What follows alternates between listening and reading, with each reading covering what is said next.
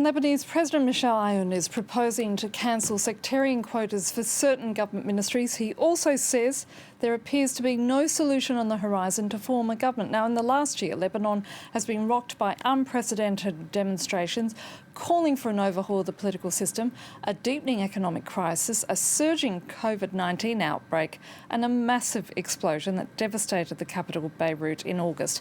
France has been pushing for a quick formation of a new cabinet. It's also offered to help to provide the country with aid if long overdue reforms are indeed implemented. Let's cross now to our correspondent, Linda Tamim in Beirut. Linda, just take us through what the President exactly had to say earlier.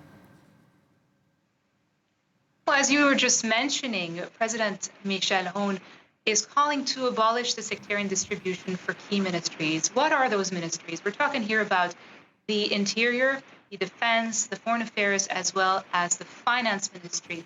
Now, this decision is likely to cause, or should I say, increase tension among the different sects here in Lebanon, namely since the Shiite groups, we're talking about Hezbollah and its ally, the Amal bloc, led by Parliament Speaker Nabil Berri, who've been adamant on keeping the Finance Ministry, stating that it's been legitimately theirs since the signing of the Ta'if Accord. But today, the President himself said the Constitution does not allocate any ministerial portfolios to any given sects. Now, we're not exactly sure how the Amal and Hezbollah are going to take this or interpret this, but the President clearly said that if there's no government, and I quote, Lebanon is going to go straight into hell.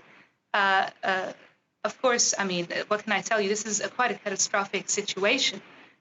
PM designate Adib himself is calling for cooperation among the main political groups, namely in Parliament, to endorse his government, his cabinet comprised of 14 ministers, and he says that delaying the cabinet formation is only going to plunge Lebanon into a deeper crisis, into more poverty, and into even a bigger deficit.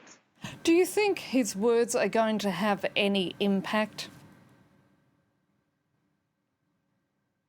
Well, I sure would like to hope so, because at this point we have no choice. A government must be formed in order to avert massive catastrophe in the country. Now, is it going to have an impact on the Shiite groups who are still refusing to give up the Finance Ministry? That is yet to be found out. We're not exactly sure what's going to happen from now on. But all I can tell you is that pressure is definitely on them to yield the Finance Ministry and to finally be able to form a cabinet that is going to salvage them. Linda Tamim reporting there from Beirut. Thank you.